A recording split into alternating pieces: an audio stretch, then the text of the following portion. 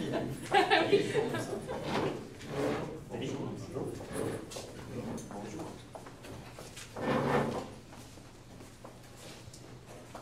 la lecture des règlements en français ou en anglais? En français, s'il vous plaît. Bienvenue au Happening Marketing 2016. Pour débuter, j'aimerais que vous me confirmiez bien que vous étiez l'équipe lettre D. Oui. Chaque équipe dispose d'un maximum de 20 minutes pour faire sa présentation. Vous affichez le temps restant à l'aide de carton indicateur à 10 minutes, 5 minutes, 2 minutes et 30 secondes. Les 10 dernières secondes vous seront indiquées à l'aide de mes doigts. Une équipe n'ayant pas terminé sa présentation après les 20 minutes se verra arrêtée afin de passer à la période de questions. Une période de questions d'une durée maximale de 5 minutes est allouée au jury à la fin de la présentation. J'aimerais rappeler aux juges qu'au moins une question doit être posée lors de cette période. J'inviterai maintenant les juges à se présenter, ensuite vous pouvez débuter. Je partirai le chronomètre seulement lorsque vous débuterez votre présentation. Bonjour, Michel Lessard, gestionnaire marketing et produits chez Voxco. Bonjour. Bonjour, Louis Lessard, je suis le propriétaire. Bonjour, Dominique Turcotte, homme d'affaires. Bonjour, François Houd de Lucas.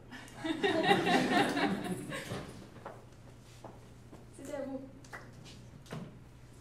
Donc, il y a un point en commun, puis je suis convaincu que mes collègues vont pouvoir être d'accord avec moi, au travers de notre parcours universitaire, au travers des emplois qu'on a eus ici, la recherche de données primaires. Aller chercher des informations sur le marché qu'on veut cibler. Quelque chose qui n'est pas intuitif, pas vraiment facile non plus, ne peut pas être excitant à prime abord, mais pourtant il y a des outils technologiques qui existent qui nous permettent de rendre cette expérience-là beaucoup plus facile et beaucoup plus agréable en tant qu'utilisateur, tout en apportant les résultats qu'on attend pour le projet ou pour l'étude ou pour le travail sur lequel on planche. Donc aujourd'hui, la présentation qu'on vous propose avec votre entreprise Voxco, c'est établi dans un contexte où le marché dans le marché, il y a des solutions qui sont gratuites, qui sont disponibles, et qui aussi, il y a un tournant web beaucoup qui est utilisé. Donc, tout ce qui est téléphonie, moins d'importance un petit peu avec l'avenant du web, qui rend beaucoup plus facile l'utilisation de plateformes numériques pour aller chercher l'information qu'on a besoin sur le marché. C'est sûr que toute bonne stratégie va commencer avec une analyse détaillée. On le sait, ça fait plusieurs que vous entendez aujourd'hui, fait qu'on va vraiment y aller dans le gras de l'os, puis on va juste dire qu'est-ce qui est important, qui va monter notre stratégie aujourd'hui. Qu'est-ce que vous avez comme point fort, vous, Voxco? C'est vraiment la relation avec la clientèle. On le sait, la clientèle, c'est le nerf de la guerre, c'est vraiment ça qui va faire les revenus aussi. Donc, c'est important de la traiter bien, c'est important de la valoriser. On va la mettre en valeur justement dans cette stratégie-là, vous allez voir de quelle façon. La facilité d'utilisation. Vous avez un logiciel qui est vraiment, on va appeler ça un dummy-proof. Vraiment, c'est facile d'apprendre comment il fonctionne et c'est facile aussi de traiter les données qui sont sorties après ça parce que c'est super visuel et on voit vraiment instantanément c'est quoi nos résultats. La sécurité des données. Vous nous avez dit qu'il y avait deux façons vraiment de sécuriser nos données, soit sur nos serveurs en tant qu'entreprise ou sur vos serveurs si on veut bénéficier de cet aspect-là dans notre contrat. Donc, c'est vraiment bien parce que vous donnez le choix aux consommateurs, puis aussi, s'il y en a qui ont des données qui sont un petit peu plus sensibles, ils peuvent les garder pour eux sans se sentir obligés de vous les donner, puis ça peut se ramasser un peu n'importe où. Les opportunités qu'on va avoir, c'est vraiment la sensibilisation de la clientèle. On le sait, qu'est-ce que ça va être les stratégies dans les prochaines années? C'est vraiment une stratégie qui va être campée selon une étude. On ne peut pas lancer n'importe quoi, n'importe où. Il faut qu'il y ait des bases à ça, puis il faut qu'on comprenne aussi où est-ce qu'on s'en va avec ça. Fait que ça va être vraiment une belle opportunité pour nous pour aller travailler avec nos clients. C'est sûr que c'est un produit qui est intangible. C'est dur pour le client de concevoir pourquoi je le ferai affaire avec Voxco, c'est quoi ça va m'apporter, c'est quoi les retombées de ça. Donc, ça va être vraiment de conscientiser le client à qu'est-ce que c'est et à tout ce que ça peut lui apporter. Et finalement, c'est sûr que les menaces, c'est les budgets des entreprises. C'est dur de conscientiser les gens d'investir une si grosse somme d'argent dans un produit qui est intangible. Donc, c'est vraiment, encore une fois, de conscientiser le client. Et finalement, il y a le chèque gratuit, comme vous avez dit. SurveyMonkey, on en a vu, on en a mangé, mais il y a d'autres choses aussi sur le marché. Qui est-ce qui va être notre cible aujourd'hui? Vous nous avez demandé de faire un profil. On a deux personnes vraiment. On a les novices, qui, eux, ont une moins grande perception de la valeur des données. Eux ne vont pas nécessairement, ils vont aller vers SurveyMonkey parce que justement, ils se disent, ben, c'est de la donnée, peu importe, je vais la traiter, comment je vais l'avoir. C'est aussi des gens qui surfent sur la vague. C'est peut-être des gens qui n'ont pas nécessairement eu beaucoup de problèmes par rapport à l'entreprise. Ils n'ont pas eu à se remettre en question sur quel choix stratégique il faut que je fasse pour continuer à m'expandre, qu'est-ce qu'il faut que je fasse aussi pour performer plus dans mon domaine. Avec ça, il y a les aguerris. Les aguerris, eux, ils ont une grande perception de la valeur des données. Ils savent que c'est important de faire des études, ils savent qu'il faut connaître sa clientèle sur leur bout de leur doigt afin de mieux performer dans l'entreprise. c'est des gens qui vont déjà avoir sûrement un logiciel ou qui vont déjà faire affaire avec une compagnie afin d'effectuer ces recherches-là pour eux. C'est aussi une entreprise qui est une constante remise en question. Comment faire pour dépasser mes limites? Comment faire pour acquérir des parts de marché de plus? C'est sûr que ces gens-là vont avoir différents achats. Pardon, ça a été inversé malheureusement, une petite coquille. Donc, les novices vont être plus en pay-as-you-go, donc ils vont y aller avec l'utilisation qu'ils vont faire parce qu'ils ont pas nécessairement les budgets pour acheter la licence. Et finalement, les aguerris, bien sûr, quand ils ont des budgets un petit peu plus, ils savent c'est quoi la valeur de tout ça, donc ils vont y aller vers la licence. Vous avez demandé aussi qu'est-ce que les cibles pouvaient avoir en commun afin de rejoindre tout le monde. C'est vraiment des cibles qui vont avoir des besoins en formation. Il faut qu'ils comprennent comment ça fonctionne, il faut qu'ils soient capables d'utiliser le logiciel par eux-mêmes pour vraiment avoir la profitabilité de tout l'achat qu'ils vont faire. Aussi, je pense que ça, c'est un peu le reflet de tout le monde dans l'industrie. Il faut en avoir pour notre argent. On veut que ça donne des résultats, on veut le voir, puis c'est justement là qu'on va pouvoir transférer le produit qui est intangible en produit tangible. On va le voir officiellement qu'est-ce que ça donne. Une solution qui est facile à utiliser, je pense pas qu'il y a grand monde qui veut vraiment passer des heures et des heures à analyser les choses qui vont arriver sur notre ordinateur. Donc, on veut vraiment avoir quelque chose qui va attirer l'œil instantanément. Et bien sûr, vous le faites déjà bien. On veut utiliser un outil qui est épuré. Ensuite, la segmentation. On le sait que c'est quelque chose qui est vraiment... On ne peut pas nécessairement y aller trop en profondeur parce qu'il y a beaucoup de marchés qui vont pouvoir bénéficier de votre service. Par contre, on a fait quelques critères qu'on pense qu'il serait intéressant d'en mettre de l'avant quand on va aller chercher des gens à prospecter. On va utiliser des entreprises de 300 employés et plus parce que c'est sûr que, vous nous l'avez dit, des contrats comme ça, c'est moins payant à la marge. Donc, c'est important d'aller chercher des plus gros contrats dès le début afin d'attaquer le marché pour, après ça, si on veut aller se diversifier avec les PME, tout ça, donc faire une plus grande offre. Ensuite, on cherche des gens qui sont dans une industrie en évolution, des gens qui ont besoin de se renouveler. Il faut qu'on fasse un move, il faut qu'on avance, il faut qu'on se mette coude à coude avec les compétiteurs. Donc, comment est-ce qu'on va aller chercher ces gens-là? La compétition est féroce, bien sûr, coude à coude. Et aussi, des gens qui sont à la recherche d'un avantage compétitif. Des gens qui savent que leur industrie vaut la peine d'être vécue dedans. Leur compagnie est belle, mais c'est quoi qu'on met le doigt dessus qui va être notre avantage compétitif par rapport aux autres de cette industrie-là? Et finalement, on va chercher peut-être un marché qui est mature, on le sait. C'est dur d'aller chercher des parts de marché dans ce genre de marché-là, donc ça va être vraiment du coude à coude. C'est là que l'instinct d'avoir un aspect qui va nous différencier des autres va être important. Donc, le nerf de la guerre, ici, c'est bien sûr le processus d'achat du client. Donc, on a divisé notre clientèle en deux, donc le novice et l'aguerri. L'important chez le novice, c'est l'attention et la considération que votre compagnie va pouvoir lui procurer. Du côté de l'aguerri, c'est vraiment du côté de la comparaison qu'on va vouloir travailler, parce que celui-ci utilise déjà une solution, par exemple, de survey ou de logiciel gratuit. Donc, on va vouloir vraiment travailler sur la comparaison pour montrer notre avantage concurrentiel par rapport à ces applications que ces aguerris utilisent couramment. Donc, vous utilisez déjà plusieurs outils marketing et plusieurs outils de force de vente. Vous êtes très fort sur le web par rapport à aussi les réseaux sociaux, vous faites des blogs. Aussi, vous utilisez beaucoup des vidéos de nouvelles solutions que vous diffusez via les différents diffuseurs de contenu. Du côté de la force de vente, vous êtes très fort aussi pour les cold calls, la présentation dans les grands salons et le suivi par rapport à un service client, Salesforce. Donc, notre stratégie aujourd'hui, qui va utiliser, oui, tous ces éléments, donc la force de vente et les éléments, la stratégie marketing, c'est libérer votre potentiel. Oui, avec ces outils existants, mais bien sûr avec la nouvelle stratégie que nous allons vous proposer aujourd'hui. Cette stratégie-là, d'ailleurs, va se découler en 3 temps. On va avoir des rapports sur les industries, des conférences aussi qui vont être en lien avec ces rapports-là, qui vont permettre d'aller chercher, de pousser plus loin la réflexion de différents secteurs d'industrie, mais aussi des démonstrations directement suite à ces événements-là qui vont permettre aux gens qui se déplacent de voir quels sont vos produits et comment ça peut être vraiment utilisé et utile dans la vie de tous les jours. Dans un premier temps, les rapports d'industrie. L'idée derrière ça, c'est d'en produire un par trimestre dans une industrie qui sera déterminée en fonction de la segmentation qui a été présentée juste avant. Il va permettre de présenter à qui veut bien les tendances et les différentes informations importantes par rapport à cette industrie-là. On passe à la clientèle, évidemment aux tendances, aux préférences d'achat, aux perceptions des clients, aux données socio-démographiques. On met tout ça dans un beau document qui est vraiment diffusé à qui veut bien que ce soit des compagnies qui sont dans ces industries-là, des clients potentiels, des chercheurs ou même des étudiants pour leur travail. On veut vraiment faire de Voxco une source d'information fiable sur un secteur d'industrie particulier dans lequel, évidemment, vous allez avoir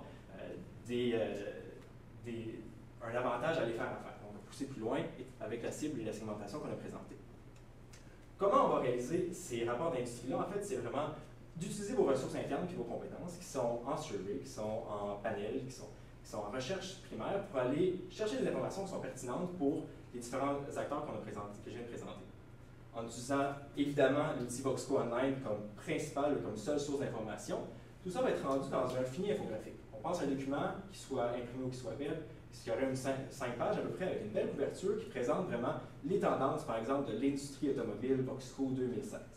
Donc cette recherche-là va aussi inclure des informations par rapport à votre compagnie, mais aussi par rapport à vos services.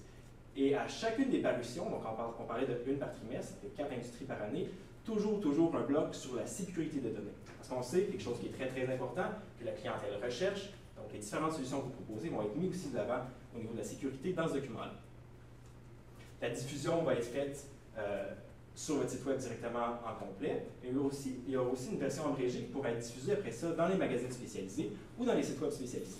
Si on regarde encore l'exemple de l'industrie automobile, on va aller dans des sites web qui sont dans cette industrie-là ou dans des magazines qui sont spécialisés dans cette industrie-là pour présenter quelque chose, soit une bannière web ou un format d'une page dans des magazines, qui va sortir les grandes tendances, les grands enjeux, mais aussi des informations sur votre compagnie et sur Voxco Online. Tout ça dans l'optique où on va inviter les gens à cliquer sur la bannière ou à pousser plus loin leur réflexion et à aller sur votre site web, aller sur vos pages Facebook, aller sur vos différentes plateformes médias pour aller chercher plus d'informations sur l'industrie, sur le rapport annuel que vous avez fait sur cette industrie-là. Comme j'ai dit, on vise différentes industries qui ont été segmentées et présentées juste avant, donc 4 par année. On continue avec les conférences. Conférences, il y en a plein, les gens ne veulent pas nécessairement y aller, mais qu'est-ce qui va être vraiment bien avec nos conférences? C'est qu'on veut faire un style TED Talk, 24 minutes, abrégé, où est-ce qu'on va parler vraiment, c'est là qu'on met nos clients en scène. C'est là que nos clients deviennent vraiment importants parce qu'on veut avoir une histoire vraie. On veut que les gens soient assez à l'aise pour parler de qu'est-ce que ça a apporté votre produit Voxco Online, comment est-ce qu'ils ont pu pousser leur stratégie plus loin dans leur marché avec l'aide de Voxco Online et les résultats que ça a donné. Nous, on veut vraiment avoir des conférences qui vont être diversifiées. On veut faire un panel de, disons, 4 compagnies par industrie. On y voit à peu près une demi-journée où est-ce que les gens vont vraiment pouvoir assister à ça, échanger, voir c'est là que l'intangible devient tangible. Finalement, on voit les résultats qui ont été apportés par des solutions. Les buts, c'est sûr que c'est la prospection de clientèle. On veut inviter des gens qui vont être dans ce marché-là. On veut inviter des gens qu'on pense qui vont être des bons acteurs. On veut inviter des gens qui vont aussi faire partie de la segmentation, des industries que vous n'avez pas ou des compagnies que vous n'avez pas nécessairement déjà touchées. On va aller les inviter pour qu'ils voient de leurs yeux qu'est-ce qui se passe avec Voxco Online, c'est quoi les avantages. On veut gagner, vous m'avez demandé de démontrer la valeur ajoutée, c'est là qu'on va le voir, c'est là qu'on va pouvoir dire aux gens, grâce à Voxco Online, grâce aux recherches que les clients ont pu faire avec notre outil, il a vraiment pu donner une valeur ajoutée à sa compagnie. Donc, ça vient donner la valeur ajoutée à votre produit dès là. On veut faire ça près des bureaux de Voxco. On le sait que vous êtes vraiment diversifiés dans vos endroits dans le monde. On a vu qu'il y avait quand même un bon bassin en Europe, il n'y a rien qui empêche de commencer au Canada. Par contre, vous le faites où vous voulez, tant qu'on a quand même des bons gens dans l'industrie. On y va avec des trimestriels pour aller en lien avec les rapports d'industrie. Donc, si on fait un rapport d'industrie au trimestre 1 sur l'automobile, ben, je vais inviter mes joueurs de l'automobile qui ont utilisé mon produit à venir faire mes styles TED Talk et à en parler. Donc, ça fait vraiment un lien avec la parution, puis on va vraiment on va nouer le nœud pour faire tout le lien de stratégie. Aussi, on veut aller avec les rythmes des industries. On le sait qu'il y a des industries qui vont être plus fortes sur certains trimestres. Donc, avec les rapports d'industrie et avec les conférences, on va vraiment pouvoir aller flou et mettre ça plus de l'avant. La diffusion. On veut faire une création d'une chaîne YouTube pour faire la diffusion en différé. Parce qu'à la conférence, comme dans n'importe quelle conférence, on va être filmé, donc on va pouvoir créer du contenu. On veut aussi profiter du fait que vous êtes bon sur les médias sociaux pour faire la diffusion live sur Facebook. Je ne sais pas si vous avez vu, c'est une nouvelle fonction où est-ce que tous les abonnés à notre page sont avertis automatiquement qu'on est en diffusion live. Donc les gens qui sont assis dans leur salon qui ne peuvent pas nécessairement se déplacer pour aller à la conférence vont pouvoir le regarder chez eux et profiter des mêmes avantages. C'est sûr qu'il va y avoir quelques gens qui sont moins sélects qui vont être dans la salle où est-ce qu'on veut vraiment aller les chercher comme nouveaux clients. Et finalement, on fait aussi du matériel de post-prod pour l'envoi aux entreprises, parce que ça, c'est une super valeur. Envoyer les vraies expériences qui ont eu lieu, les solutions qui ont eu des résultats. Donc, vraiment, on va pouvoir aller envoyer ça. Et avec un certain bassin, on va finir par avoir pour chaque entreprise quelque chose d'intéressant à proposer aux clients qui va pouvoir vraiment faire une offre personnalisée. La démonstration, le fameux look and feel que toutes les entreprises, les corporatives ont besoin d'avoir avant de dire oui après une soumission, ou peu importe quelle ville en affaires. Donc, ce qui va être très important, c'est après vos conférences, il va y avoir bien sûr une salle de monde qu'on va pouvoir expliquer en fait, personne à personne, qu'est-ce que notre produit offre, les fonctionnalités. Vous avez parlé de simplicité, de flexibilité pour les corporatives, donc ça va être très important de pouvoir démontrer ça. Mais le plus important aussi, c'est que durant une conférence, on prend une tonne d'informations. Souvent, la personne va en retenir deux, trois aspects qui vont être principaux pour son industrie.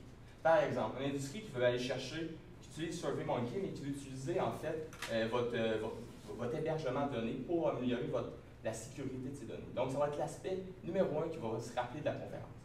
Donc, on va pouvoir faire en fait une démonstration de ce logiciel par rapport à l'hébergement de données, mais aussi l'inscrire en infolette et lui donner d'informations directement avec ce qui l'intéresse directement. Donc, le but, bien sûr, ça va être de diffuser le contenu, mais de créer un lien avec le dirigeant de la corporation pour, après ça, pouvoir faire des cold calls par rapport à vos agents de développement. Donc, ça va être très important, après en fait, l'envoi d'infolettes, d'utiliser en fait ces informations-là pour réaliser les cold calls et éventuellement les rendez-vous pour les signatures de contrat. En termes de budget pour la stratégie, vous nous avez donné une enveloppe de 200 000 qu'on a utilisé principalement pour mettre de l'avant vraiment les données puis l'utilisation des données de Voxco dans différentes industries. Donc, en partant des rapports qui vont avoir un lien avec les différentes conférences, l'idée c'est vraiment de créer un engouement trimestriel pour une industrie puis apporter aux acteurs de cette industrie-là beaucoup d'informations. Donc, en termes d'événements, on en a 4 pour 4 industries où on invite des différents panélistes. Puis l'intérêt pour les panélistes de venir et de présenter leur entreprise puis les avantages de Voxco dans cet événement-là, c'est en fait un échange de bons procédés. Donc, plutôt que de donner un montant d'argent ou un ristourne à ce panéliste-là, de lui dire, ben voici, vous faites déjà affaire avec nous pour, en échange de votre présence à cet événement-là, on va vous offrir des services, de la formation en plus de vos employés, du support, différents services professionnels pour vraiment venir améliorer votre expérience, qui va venir évidemment améliorer la rétention à long terme de ces clients-là. Production vidéo, un bon montant de l'enveloppe aussi qui va permettre de pousser plus loin sur les différentes chaînes les informations. Des invitations aussi, on veut quelque chose de tangible, de papier, qui est de bonne qualité pour les remettre à des acteurs qu'on va avoir identifiés comme importants. Les rapports d'industrie, c'est une ressource que vous avez à l'interne, donc on les produit, mais il y a des frais de graphisme à ce niveau-là et de diffusion dans les différents médias plus traditionnels comme les magazines spécialisés ou sur le web qui viennent composer l'enveloppe. Et il y a des outils de vente aussi, donc des frais de graphisme pour synthétiser les différentes informations, préparer l'envoi par email dans les périodes de démonstration. Et ce qu'on va faire aussi, c'est pousser plus loin ce que vous faites déjà, la présence dans des salons. On va y aller vraiment dans des industries, on cible toujours les 4 mêmes au courant de l'année, puis on va aller se présenter Voxco comme une entreprise qui offre vraiment une bonne solution à ces différentes industries-là dans des salons spécialisés. En termes d'échéancier, il y aura, je vous simplifie un petit peu la partie du haut de l'échéancier, c'est qu'on fait une recherche sur une industrie, on présente le rapport et la conférence dans le second trimestre, puis pendant ce temps-là, on fait la recherche sur la prochaine industrie. Et on répète ainsi de suite pendant l'année. Au cours de tout ça, il y a du graphisme qui va être fait, du placement web, placement de magazine, et évidemment l'effort de vente. Avec la force de vente que vous avez déjà, on va utiliser les leads, les différents courriels qui ont été écrits dans les événements pour continuer à pousser l'information, pour aller chercher plus de clients. Donc aujourd'hui, il y avait vraiment 3 buts qui étaient clairs dans ce que vous nous avez demandé dans le cas. Par contre, on en a dénoté une 4e. La première, c'était rédiger un profil cible. On vous l'a montré avec nos novices et nos aguerris, qui vont vraiment être 2 clientèles à contacter de manière différente, comme vous l'expliquez Maxime, mais qui sont conquérables les deux avec la stratégie. Ensuite, c'est d'établir une segmentation de marché. On vous l'a dit, on a établi des critères de segmentation. Ça va être à vous, après ça, d'aller voir quelle industrie vous pensez qui va être le plus en vogue, quelle industrie vous voulez aller vraiment marteler, où est-ce que les plus gros joueurs pour avoir le plus de contrats possible. Ensuite, le plan de prospection, on vous l'a montré avec les rapports d'industrie, les conférences et après ça, la salle de montre où est-ce qu'on va vraiment pouvoir avoir du one-on-one avec la personne et faire la collecte de données pour augmenter nos cold calls par semaine. Donc, on avait une augmentation de 200% qu'on voulait. Donc, ça va nous permettre d'augmenter notre base de données pour faire ça. Et finalement, la quatrième qu'on avait compris, nous autres, c'était de démontrer la valeur ajoutée. On pense que c'est vraiment important dans l'industrie, surtout dans l'intangible, de montrer pourquoi on devrait faire affaire avec vous. Donc, c'est par le biais du fait qu'on produit des rapports d'industrie à l'interne sur tout ce qui va être à surveiller dans cette industrie-là. C'est avec les conférenciers qui nous disent vraiment qu'est-ce qui a été fait avec les solutions. C'est vraiment tout ça qui va s'inviter ensemble pour démontrer la valeur ajoutée de Voxco Online. Nous, sinon, même français, pour une des questions.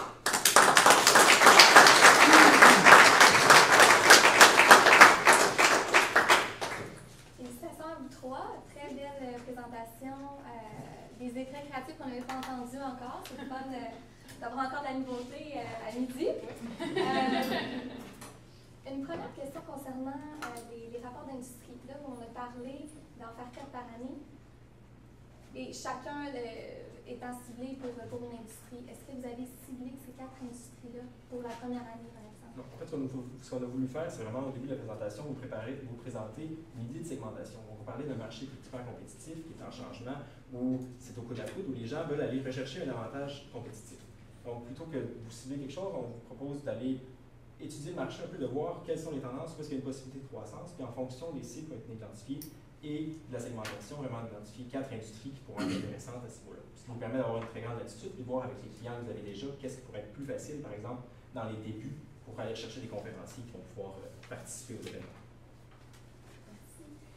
Ensuite, au niveau des conférences, on veut inviter, par exemple, des clients dans l'industrie. Puis là, on sait qu'on a encore pas, fait qu'on développe. Fait qu'on n'a pas en partant 50 zones dans l'automobile, on n'a pas 50 clients en partant. Fait que l'événement face à face réel, ça va être à réfléchir davantage, je suis pas sûre d'avoir assez de gens. Mais sinon, un événement sur le web, un webinaire pourrait très bien faire l'affaire aussi. Mais donc, on a aussi nos clients actuels, mais les gens à qui, c'est dans l'objectif de faire la prospection, donc les gens qui vont se joindre à l'événement, dans la conférence ou au webinaire, on les joint de quelle façon? On fait comment la promotion de l'événement? Enfin, c'est vraiment important quand vous allez commencer justement en choisissant votre industrie, en choisissant les joueurs que vous voulez qui fassent les conférences. Ça va être important d'aller voir aussi les autres joueurs dans cette industrie-là qui sont proches géographiquement ou qui sont prêts à se déplacer pour venir voir ce genre de conférence-là. Je pense que c'est ces gens-là qu'il faut vraiment les marteler parce que ça va. C'est facile de dire qu'on a des solutions pour répondre aux gens. C'est beaucoup mieux de dire qu'on a une solution qui répond à lui. Donc, ça va vraiment marteler pour dire on a une solution pour votre catégorie d'entreprise et voilà comment ça fonctionne et voilà les retombées que ça a eu. Donc, ça va être vraiment d'aller inviter les gens, comme on en a parlé à la fin dans le budget, une impression papier où est-ce qu'on va vraiment les inviter à venir nous rejoindre à cette conférence-là. Merci.